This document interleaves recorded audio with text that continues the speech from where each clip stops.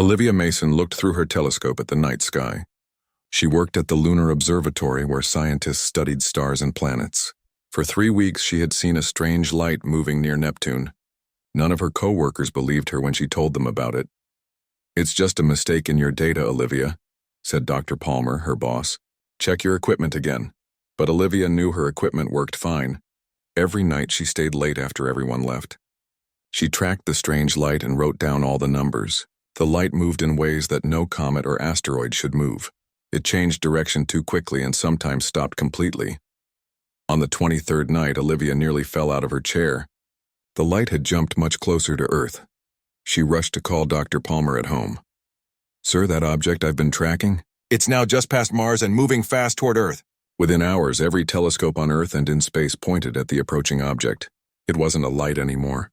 It was a ship, a massive vessel that looked like it was made of crystal and silver. It glowed with colors that shifted and changed like the northern lights. News channels around the world showed the alien ship. People panicked. Some ran to stores to buy food and water. Others prayed in churches and temples. World leaders met in emergency sessions. "We must prepare our weapons," said General Harris at the United Nations meeting. "This could be an invasion." "We don't know that," Olivia argued. She had been called to the meeting as the scientist who first spotted the ship. They haven't done anything threatening. Just as the debate heated up, every screen in the room lit up with the same message: "We come seeking alliance." The words appeared in perfect English, and reports came in that the same message showed in every language around the world. The United Nations quickly formed a team to meet the aliens. They chose diplomats, military officers, and language experts. At the last minute, Dr. Palmer suggested that Olivia join them as a scientific advisor. "You found them first," he said. "Maybe that matters." The next day, Olivia stood with 11 other people on a landing pad. The crystal ship now hung in the sky above them, bigger than any building Olivia had ever seen. A beam of light touched the ground, and inside it formed what looked like an open doorway made of shimmering air. "They want us to walk into that?" whispered Andy Green, a diplomat standing next to Olivia. The team leader, Ambassador Kelly, straightened her jacket. "We came to make contact. Let's do our job." One by one, they stepped into the light. Olivia went last, her heart beating so hard she could feel it in her throat. As she passed through the doorway, her skin tingled like gentle electricity. Then she was inside the alien ship. Olivia gasped. The inside of the ship made no sense. Walls flowed like water but were solid to touch. Colors moved across every surface. In one room, they walked on the ceiling. In another, the air smelled like Olivia's grandmother's kitchen from her childhood. "How is this possible?" Olivia whispered, touching a wall that felt warm like skin. After walking through many strange rooms, they entered a large circular chamber. In the center stood a being unlike anything Olivia had ever seen. The alien was tall, nearly 7 feet, with skin that glowed softly. It looked almost human in shape, but with longer limbs and 6 fingers on each hand. Its face had 2 eyes with pupils like a cat's, a small nose, and a mouth that seemed to smile. It wore flowing clothes that changed color with every movement. "Welcome, people of Earth," the alien said in a voice that sounded like music. "I am Princess Zaravex of the Stellari Dominion." Ambassador Kelly stepped forward. "On behalf of the people of Earth, we greet you in peace." The princess moved her head in a way that wasn't quite a nod. Her eyes, which shifted from purple to blue, scanned each person in the group carefully. "I have traveled far to find allies," Princess Zaravex said. "My people face a great danger that now threatens your world too." The military officers in the group tensed. Ambassador Kelly kept her face calm as she asked, "What kind of danger?" But the princess didn't answer. Instead, she walked past Ambassador Kelly, past the generals and the language experts. She walked straight to where Olivia stood at the back of the group. Olivia felt frozen as those strange eyes looked directly into hers. Princess Zaravex raised one 6-fingered hand. She pointed directly at Olivia with a long, elegant finger. "I choose this human," the princess declared, her voice ringing through the chamber. Everyone turned to stare at Olivia. She opened her mouth but couldn't find any words. "What do you mean you choose her?" General Harris demanded.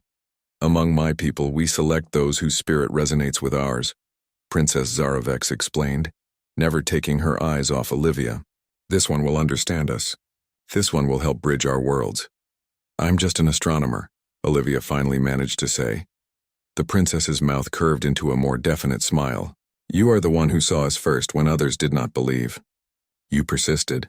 You have the quality we need most. Ambassador Kelly tried to intervene. Princess, with all respect, we should discuss this. We have protocols for selecting representatives. But Princess Zaravek shook her head. My people do not work with committees or governments. We form bonds with individuals. This human will be our link to Earth. Olivia felt a strange sense of calm replace her fear. Something about the princess's certainty made her stand straighter. What would I need to do? Olivia asked. Learn our ways. Help us explain to your people the danger that comes. Be the voice that both sides will trust.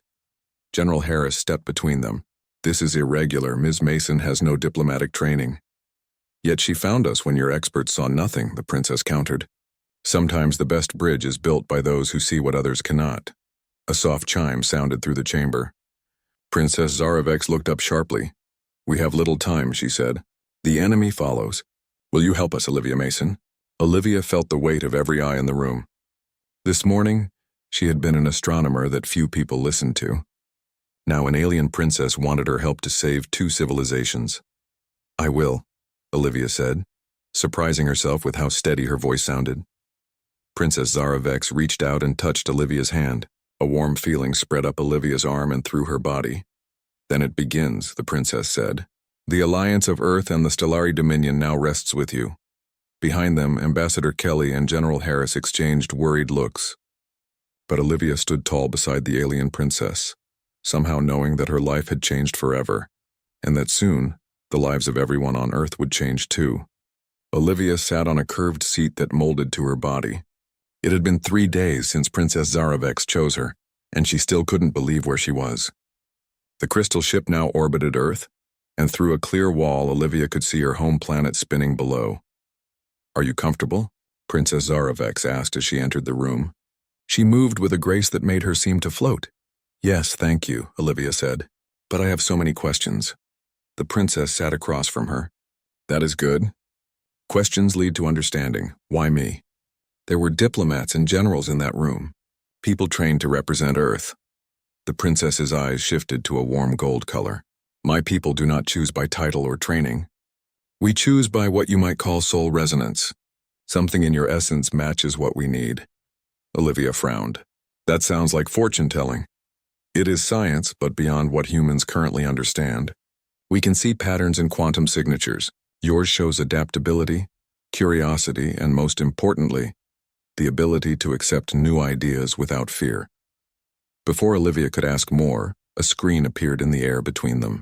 On it was the angry face of General Harris. Ms. Mason, the United Nations Security Council demands a progress report, he said without greeting. It's been 3 days since you went off script and appointed yourself ambassador. I didn't appoint myself to anything, Olivia replied. And I've sent daily updates as promised. Your updates lack substance. We need to know the Stellari's technology, their weapons, their real purpose here.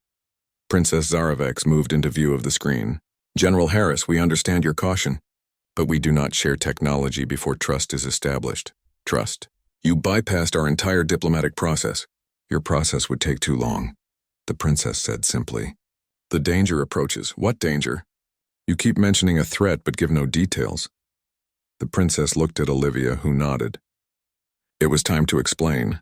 They're called the Void Hegemony, Olivia said. They're another alien civilization that destroyed the Stellari homeworld. Show him, the princess said softly. Olivia touched a panel, sending the images the princess had shared with her. The screen split to show what looked like living darkness spreading across a star system, engulfing planets. The Void Hegemony consumes everything, Olivia explained. They absorb energy, matter, even light itself. The Stellari fought them for centuries, but they lost their homeworld 3 years ago. The royal family escaped in separate ships to find allies. General Harris stared at the images. For once, he looked shaken. And they're coming here, why? They follow the Stellari, Princess Zaravek said. But also your son attracts them. Stars are their preferred food. How long do we have? Less than 1 Earth year. The general's face hardened again. We need weapons technology now. Not later. Weapons alone won't stop them, the princess said. But we will help you prepare. Olivia is learning our ways quickly. She will help translate our knowledge into forms you can use. After the call ended, Olivia slumped in her seat. He doesn't trust me anymore. Nobody back home does. They will when they see results, the princess said. Come, it's time for your next lesson. She led Olivia to a room they hadn't visited before. In the center floated a small crystal glowing with inner light. This is a memory crystal, the princess explained. It allows Stellari to share experiences directly. With your permission, I will show you my homeworld as it was before the void came. Olivia hesitated only briefly before nodding. I'm ready. The princess guided Olivia's hands to touch the crystal. The room vanished. Suddenly, Olivia stood on a platform high above a vast city. Towers of crystal and light stretched to the horizon. Above, 2 suns shone in a purple sky. Below, vehicles that looked like drops of mercury moved through the air. Olivia could feel the warm breeze, smell strange but pleasant scents, and hear music unlike any on Earth. This was Stellara Prime, the princess's voice said in her mind, our capital city for 10,000 years. The scene changed. Now Olivia floated in what seemed like an ocean, but the liquid glowed with soft blue light. Forms moved through the light, creatures made of geometric patterns that shifted and changed. Our thought gardens, the voice explained, where ideas take physical form to be studied and shared. Another shift, and Olivia witnessed a terrible sight. The beautiful city now under attack. Living darkness poured from the sky, consuming buildings, people, even the light itself. In the center of the chaos, a family fled toward a spaceport. Olivia recognized Princess Zaravek's among them. The royal family, the princess explained. My parents, siblings, and cousins. We each took a different path, carrying pieces of our civilization's legacy. The vision ended. Olivia found herself back in the room on the ship, tears streaming down her face. I'm so sorry, she whispered. Now you understand what we face, the princess said gently, and why we need humanity's help. But what can we do against something like that? Your species has something rare in the galaxy, unpredictable creativity. Most civilizations develop along predictable lines. Humans take strange turns, make unusual leaps. The void hegemony cannot easily predict you. Over the next weeks, Olivia learned faster than she ever had before. The princess taught her Stellari science, history, and technology. Some concepts were so advanced that Olivia's human mind struggled to grasp them. But the princess was patient. On Earth, opinions about the Stellari divided sharply. Many welcomed the aliens and the advanced knowledge they brought. Others feared a trap. Major Catherine Walsh, newly appointed to lead Earth's Space Defense Initiative, was among the skeptics. They're hiding something, she told the Security Council. Why choose an astronomer with no political experience? Why not share weapons technology immediately? It doesn't add up. Meanwhile, Olivia worked with Dr. Samantha Rivers, her former research partner, to translate Stellari science into terms humans could understand. Together, they developed plans for planetary defense systems. This is amazing, Dr. Rivers said during one video call. If we can build even half of what you're describing, we might stand a chance. Build all of it, Olivia urged. The void isn't like anything we've faced before. As she ended the call, Olivia noticed Princess Zaravek's watching her. You're doing well, the princess said. Better than I hoped. It doesn't feel like enough, Olivia admitted. Every time I learn something new, I realize how much more there is to understand. The princess's eyes shifted to a deep blue. There is something I haven't told you yet. Something important about why I chose you specifically. Before she could continue, alarms sounded throughout the ship. Displays lit up, showing a small dark object entering the solar system near Jupiter. What is it? Olivia asked, though she already feared the answer. Princess Zaravek's face grew stern. A void scout ship. They found us sooner than expected? Olivia felt cold fear spread through her body. What do we do? We must destroy it before it can report our location. The princess moved swiftly toward the ship's control center. Now you will see why the void fears the Stellari. Olivia followed, her heart racing. She had come to trust the princess, even consider her a friend. But now she would see the alien as a warrior, and the fate of Earth might depend on what happened next. The crystal ship moved swiftly through space, accelerating toward Jupiter where the Void Scout had been detected. Olivia stood beside Princess Zaravek in the control chamber, watching as stars streaked past the viewports. Will they detect us coming? Olivia asked. No, our ship bends light around itself. To their sensors, we are invisible. The princess moved her six-fingered hands through glowing symbols that floated in the air. But we must act quickly. If the scout sends a signal about Earth's location, the main Void fleet will change course to come here first. After 3 months working with the Stellari, Olivia had learned enough of their language to understand some of the symbols. She recognized patterns for speed, stealth, and weapons. There, Princess Zarovek said, pointing to a dark shape moving near Jupiter's moons. The scout vessel. Olivia had expected something mechanical like the Stellari ship, but the Void craft looked almost alive, a writhing mass of darkness that seemed to absorb the light around it. It moved erratically like a predator searching for prey. It hasn't seen us yet, the princess said, but it's scanning the solar system. It will find signs of your civilization soon. She pressed her palm against a crystal panel. The ship hummed with new energy. Olivia felt a tingling sensation on her skin as power built up around them. "What are you doing?" she asked. "Preparing our primary weapon. Stand ready, Olivia. What you are about to see may be disturbing." The princess closed her eyes in concentration. The crystal walls of the ship began to glow brighter, channeling energy toward the front of the vessel. A beam of pure white light shot forth so bright that Olivia had to shield her eyes. When she looked again, the space where the Void Scout had been was torn open. It wasn't an explosion like Olivia had expected. Instead, the fabric of space itself seemed to rip apart, pulling the dark vessel into the tear before closing again. What just happened?" Olivia gasped. "We created a temporary dimensional fold," Princess Zarovek explained, her voice tired. "The scout was pulled into it and crushed between realities." "That's possible? To tear space itself?" "With enough energy, yes, but it cannot be used often. It drains our ship's core." Olivia stared at the now empty space. "If you have weapons this powerful, why did you lose your homeworld?" The princess's eyes dimmed to a sad gray. "Because the Void fleet numbers in the thousands. And they learn and adapt. Each time we use a weapon, they develop defenses against it." As they returned to Earth orbit, Olivia couldn't stop thinking about what she had witnessed. The power to tear space itself was beyond anything humans had imagined possible. What other secrets did the Stellari hold? Back in orbit, they received an urgent call from Dr. Rivers. "Olivia, we've made a breakthrough with the crystal matrices you sent down." Dr. Rivers's face on the screen looked excited but exhausted. "We've managed to grow them in our lab and link them to quantum computers. The power output is 10 times what we predicted." "That's wonderful news," Olivia said. "How soon can you start building the defense grid?" "We've already begun. Major Walsh has fast-tracked the project, but..." Dr. Rivers glanced over her shoulder as if checking who might be listening. "There's something else. The matrices are showing strange properties. When we run current through them, they seem to affect human DNA in the vicinity." Princess Zarovek stepped into view. "What kind of effects?" "Minor changes to gene expression. Nothing harmful that we can detect, but Major Walsh is concerned.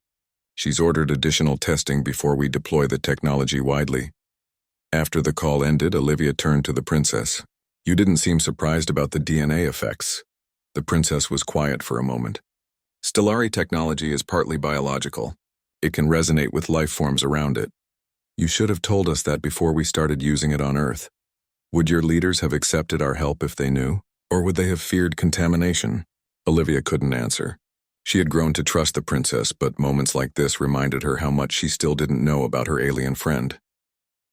That night, Olivia couldn't sleep. She walked through the ship's gardens, a strange forest of crystalline plants that chimed softly when touched. She found the princess there, sitting beside a pool of liquid that shifted colors like an oil slick. "Trouble sleeping?" Princess Zarovek asked. Olivia nodded. "Too many questions in my head." "Ask them. Why did you really choose me? Not the soul resonance explanation. The truth." The princess gestured for Olivia to sit beside her. "The truth is complex. But part of it is that humans have a genetic anomaly rare in the galaxy. You can perceive and manipulate quantum probability." "What does that mean?" "Most species evolve along deterministic lines. They see what is. Humans evolve to see what could be. Possibilities rather than certainties. This trait makes you uniquely qualified to help us locate something we've lost." "Which is?" "The other royal vessels.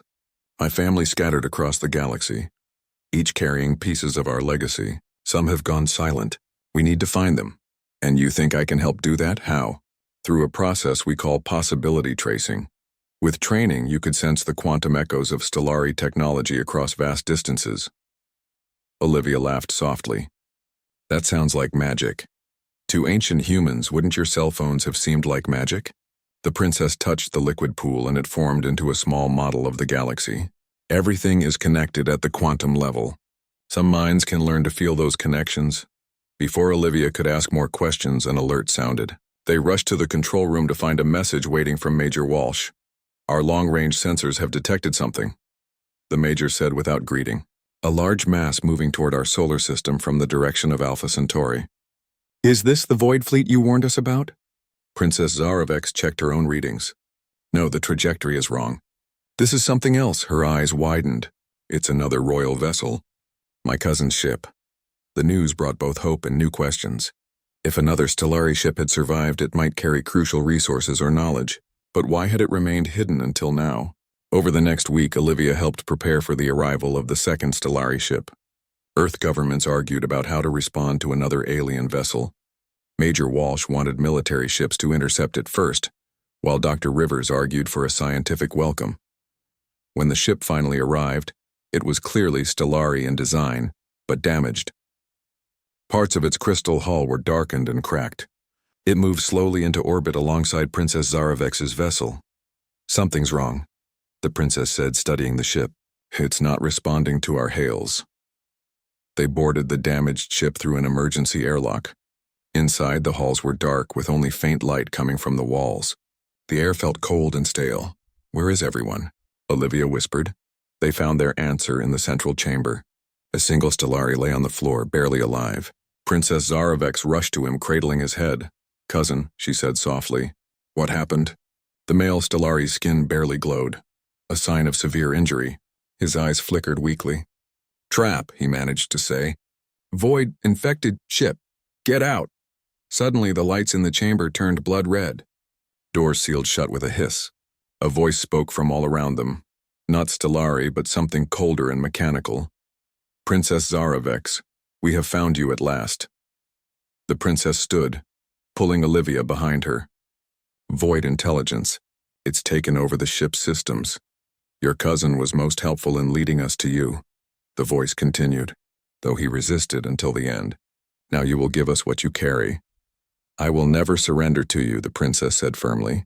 Then we will take it from you, and we will consume this promising young world as well. Olivia felt terror rising in her chest. They were trapped on a ship controlled by the enemy with no way to warn Earth. What do they want from you? She whispered to the princess. Princess Zarovex's eyes glowed with determination. Something I've kept secret even from you. The real reason the void hunts me specifically. She touched Olivia's hand. And now I must trust you completely because we may not survive this trap. As red light pulsed around them and the voice of the void laughed, Olivia realized the princess had been holding back a crucial truth all along. The fate of both their worlds might depend on what secret she was about to learn. Red warning lights flashed around Olivia and Princess Zarovex as they stood trapped in the central chamber of the damaged stellari ship. The princess's cousin lay unconscious at their feet, while the cold voice of the void intelligence echoed through the room. Your resistance is pointless, the voice said. We have already sent a signal to the main fleet. Earth has been marked for consumption. Princess Zarovex gripped Olivia's hand tightly. There's no time for a full explanation. You must trust me and do exactly as I say. I trust you, Olivia said, surprising herself with how true the words felt despite her recent doubts. The princess placed her 6-fingered hands on either side of Olivia's face. Our minds must join. It's the only way to escape and warn your people. Before Olivia could respond, she felt a strange sensation spreading from the princess's touch. It was like a warm current flowing into her mind, bringing with it images and knowledge that weren't her own. Suddenly, Olivia could see the ship's systems as clearly as if they were displayed before her. She understood the stellari technology at a deeper level than weeks of lessons had provided. Most importantly, she saw how the void intelligence had infected the ship, like a dark web spreading through the crystal structure. I can see it all, Olivia gasped. We are connected now, the princess's voice said in her mind. Together, we can break the void's control of this vessel. Working as one, they focused their combined consciousness on the ship's core systems. Olivia felt power flowing through her as the princess guided their shared effort. They pushed against the void's hold, reclaiming one system after another. The voice grew angry. "What are you doing? How is this possible?" "A human stellari mental link," the princess answered aloud. "Something your kind has never encountered before." With a final push of their joined minds, they broke the void's grip on the ship's main controls. Emergency systems activated and the doors unsealed with a hiss. "We need to leave now," the princess said, lifting her cousin with surprising strength. "This ship is too damaged to save." They hurried through darkened corridors back to their airlock. Behind them, systems sparked and failed as the void intelligence fought to regain control. They barely made it back to Princess Zaravex's ship before the damaged vessel began to break apart. Safe in orbit, Olivia felt the princess gently withdraw from her mind. The sensation left her dizzy and disoriented. What did you do to me?" she asked, holding her head. "A temporary mental bond. I apologize for not asking permission first, but there was no time." The princess looked concerned. "Are you all right?" "I think so. But I saw things in your mind. Things you've been hiding." The princess's eyes dimmed. "Yes. Now you know the truth I've kept from your people." The void hegemony. They were once stellari, weren't they? Princess Zaravex nodded sadly. "A branch of our civilization that embraced technological evolution to an extreme.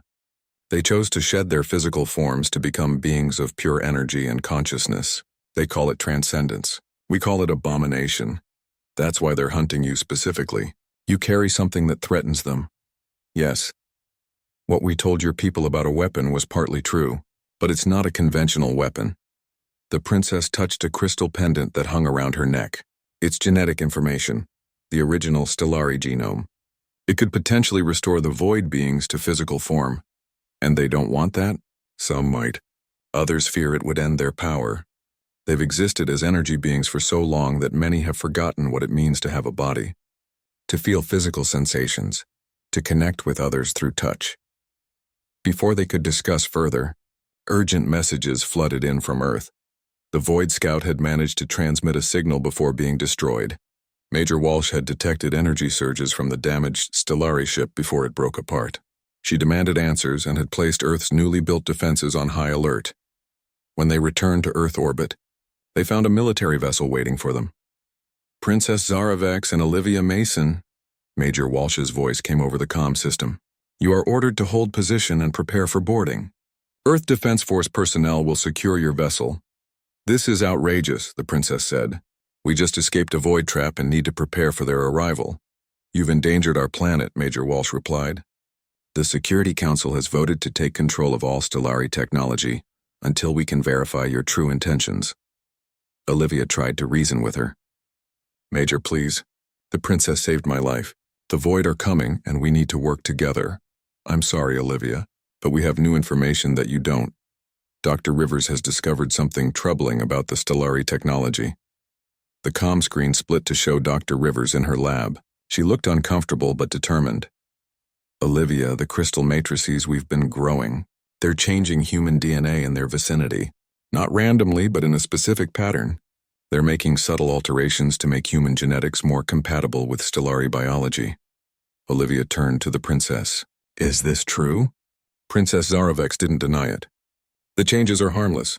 They would simply allow humans to better interface with our technology." "You should have told us," Olivia said, feeling betrayed again. "You should have asked permission." "Would your leaders have granted it? Or would fear have prevented the very adaptations that might save your species?" Major Walsh cut in. "We're taking control of your ship now, Princess. Stand down your defenses." The princess's eyes flashed with anger, but she nodded. "Very well. But you make a grave mistake.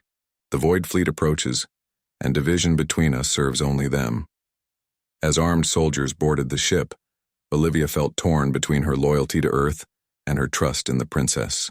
Despite the secrets and half-truths, she believed the stellari truly wanted to help humanity. Over the next week, Earth governments took control of all stellari technology. Princess Zaravex was placed under guard in a special facility, while Olivia was debriefed extensively by military intelligence. The connection the princess had forged between their minds remained faint but present. Through it, Olivia could sense the princess's growing concern. Meanwhile, Dr. Rivers continued studying the Stellari technology. She discovered that the military, under Major Walsh's direction, had recovered technology from the destroyed Void Scout ship and was attempting to integrate it with Earth's defense systems. They think it will give us an advantage, Dr. Rivers told Olivia during a private moment. But I'm worried. The Void tech seems to influence the people working with it. Major Walsh has changed. She's more aggressive, more paranoid. The Void can infect minds as well as technology, Olivia explained, remembering what she had learned from the princess. You need to shut down those experiments immediately.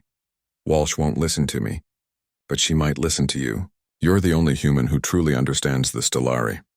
With Dr. Rivers' help, Olivia arranged a meeting with Major Walsh. The military officer looked different. Her eyes had dark circles beneath them, and her movements were jerky and tense. What do you want, Mason? Walsh asked. I'm busy preparing Earth's defenses. You need to stop working with the Void technology, Olivia said directly. It's affecting you and your team. Walsh laughed harshly. Affecting us? It's empowering us. The Void approach things logically, without the emotional nonsense of the Stellari. They understand that power is the only currency that matters in the universe. Those aren't your thoughts, Major. They're Void influences in your mind. Walsh's eyes narrowed. You've been compromised by the princess. She's in your head, isn't she? I can see it now. You're not even fully human anymore. Guards moved closer to Olivia. She realized she was in danger. The Void aren't allies, Olivia tried one last time. They consume worlds, stars, entire civilizations. They'll do the same to Earth once they arrive. Or perhaps they'll welcome us as equals if we prove our worth, Walsh countered. The princess has been lying to you, to all of us. The Void don't destroy worlds out of malice. They elevate worthy species to join their transcendent state. Olivia saw the truth then. Major Walsh wasn't just influenced by Void technology. She was actively communicating with the Void hegemony. You've doomed us all, Olivia whispered. Walsh smiled coldly. Take her to holding cell 3. We'll deal with her after we secure the princess and her genetic repository. As guards led her away, Olivia felt the mental link with Princess Zaravek strengthen. Through it, she sent a desperate message. The Void have infiltrated Earth's military. We need to escape. The princess's response came clearly. Be ready. Tonight we act. Olivia was locked in a small room in the same facility where they held the princess. Through their mental link, she could feel the Stellari Royal gathering her strength for something major. As night fell, Olivia sensed the princess's mental touch growing stronger. Get to the wall farthest from the door, the princess instructed. Cover yourself. Olivia barely had time to follow these instructions before a blinding flash of light filled the room. When she looked up, there was a perfect circle melted through the wall, and Princess Zaravek stood on the other side. Come, the princess said, extending her hand. We have little time. The Void fleet has entered the solar system, and Earth's compromised defenses will not stop them. Olivia and Princess Zaravek ran through the darkened corridors of the military facility. Alarms blared around them, and red emergency lights cast eerie shadows on the walls. Guards shouted in the distance, but the princess seemed to know exactly which way to go to avoid them. How did you escape your cell? Olivia asked as they ducked into a service passage. The mental link we share gave me strength, the princess explained. Stellari can channel energy through such connections. Your mind helped amplify my abilities. They reached an exterior door guarded by a keypad lock. The princess placed her 6-fingered hand over it, and the electronics sparked before the door slid open. Outside the night was clear and starry, but Olivia noticed something wrong with the sky. Look, she said, pointing upward. Some of the stars are missing. Where there should have been bright constellations, patches of absolute blackness hung in the sky. These dark voids were slowly growing, consuming the light around them. The Void Fleet, Princess Zaravek said grimly. They're already beginning to feed on your son's outer corona. We have less time than I thought. A vehicle approached. Dr. Rivers driving a military jeep. She stopped beside them. Hurry, Dr. Rivers said. Walsh has ordered your immediate capture. She's convinced the other generals that you're the enemy. They climbed in and Dr. Rivers drove rapidly away from the facility. Where are we going? Olivia asked. To my private lab at the Mars Research Station, Dr. Rivers explained. I've been working on something there that might help us. A quantum resonance chamber based on the Stellari designs you sent me. It's our best hope. We need to get back to my ship, the princess said. Impossible. It's been completely dismantled by Walsh's team. They're trying to integrate both Stellari and Void technology into Earth's defense grid. It's a disaster waiting to happen. The princess's eyes darkened to a worried purple. Then we must reach Mars quickly. The genetic repository I carry is our only hope now. They reached a small spaceport where a shuttle waited. Dr. Rivers had arranged for a skeleton crew of scientists who still trusted Olivia. As they boarded, Olivia looked back at Earth, her home, wondering if she would ever see it unchanged again. The journey to Mars took 6 hours. During the flight, Princess Zaravex finally explained everything to Olivia and Dr. Rivers. The Void and the Stellari were once one people, she said. 10,000 years ago, our civilization reached a turning point. We had mastered our physical form and begun to explore energy-based existence. Some believed we should transcend our bodies entirely to become beings of pure energy and thought. Others, including the royal family, argued that our physical forms were essential to our identity, that touch, sensation, and physical connection gave meaning to life. The debate divided our people. Eventually, those who chose transcendence left to form their own civilization. At first, relations remained peaceful, but over millennia, the transcended ones changed. Without physical form, they lost empathy. They began to see all matter as simply resources to be consumed. They became the Void hegemony. And the genetic repository you carry? Dr. Rivers asked. It contains the original Stellari genome, before any modifications or transcendence. Each royal family member escaped with a piece of it. Combined, they form a complete template that could potentially restore Void beings to physical form. Would that kill them? Olivia asked. No, it would give them choice. Some might choose to return to physical existence. Others would resist. The Void leadership fears this choice above all else. They maintain control by convincing their people that transcendence is the only worthy state of being. As they neared Mars, they received dire news from Earth. The Void fleet had fully arrived, hundreds of dark ships surrounding the planet. Earth's defenses, compromised by Major Walsh's integration of Void technology, were failing. Several major cities had lost power as the Void began to feed on Earth's energy grid. Dr. Rivers' lab was built into the side of a Martian crater. Inside, they found a large chamber filled with crystal structures similar to Stellari technology, but modified with human engineering. In the center stood a platform surrounded by quantum field generators. My resonance chamber, Dr. Rivers explained. It can amplify quantum signals across vast distances. I designed it to try to contact other Stellari ships, but perhaps it can serve another purpose now. Princess Zaravex examined the technology with surprise. This is remarkable. You've understood our principles and improved upon them in ways we hadn't considered. What exactly is your plan? Olivia asked. The princess removed her crystal pendant and placed it on the central platform. This contains my portion of the genetic repository. With the resonance chamber, we might be able to broadcast its pattern to the Void fleet. Not enough to transform them, but enough to remind them of what they once were. A psychological weapon rather than a physical one, Dr. Rivers noted. Exactly. If enough of them remember their original nature, it might create doubt, division in their ranks. Will that be enough to save Earth? Olivia asked. Alone, no, but I believe there's another way to strengthen the signal. The princess turned to Olivia. Your unique human ability to perceive quantum possibilities, combined with our mental link, could create a bridge between our species. What would that involve? One of us would need to serve as a conduit, a consciousness to guide the connection. I had intended to sacrifice myself for this purpose. No, Olivia said firmly. There must be another way. Dr. Rivers studied the equipment. What if you shared the burden? A hybrid consciousness temporarily formed between human and Stellari? The princess considered this. It's never been attempted, but it might work. As they prepared the chamber, they received a transmission from Earth. To their surprise, it was Major Walsh. She looked haggard, her eyes now clear of the Void's influence. Mason, Princess, are you receiving this? We hear you, Major, Olivia replied cautiously. I was wrong. Walsh's voice broke. The Void. They lied to me. They're not elevating humanity. They're consuming us. I've seen it now, whole cities going dark. Her image flickered as power fluctuated. I'm redirecting all remaining defense resources to protect your position on Mars. Whatever you're planning, do it fast.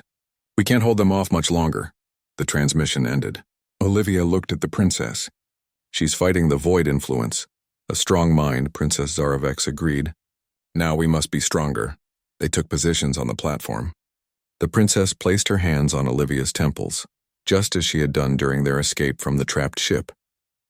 This time, Olivia was prepared for the mental connection, embracing it rather than resisting. Dr. Rivers activated the resonance chamber. Crystal structures around them began to glow with inner light, humming at frequencies that made Olivia's teeth vibrate. The pendant containing the genetic repository rose into the air between them, spinning slowly as it released tendrils of luminous energy. Open your mind fully, the princess instructed. See the possibilities, all the paths that could be. I will provide the pattern, you provide the vision. Olivia closed her eyes. She felt the princess's consciousness merge with hers more completely than before.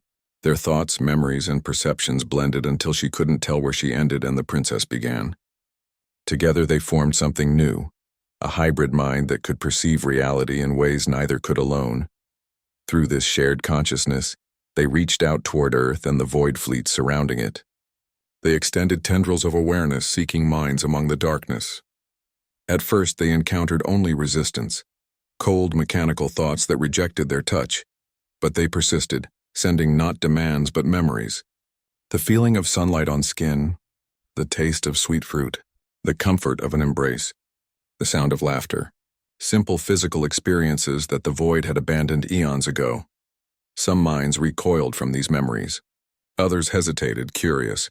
A few reached back tentatively at first, then with growing interest.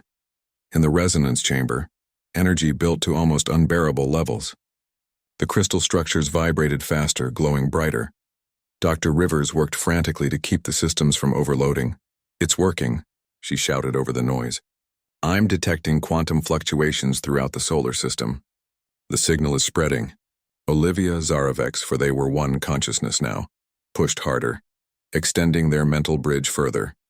They showed the void beings not just what they had been, but what they could choose to be again, not forcing change upon them but offering possibility. Across the solar system, the effects rippled outward. On Earth, people witnessed a strange aurora spreading across the sky.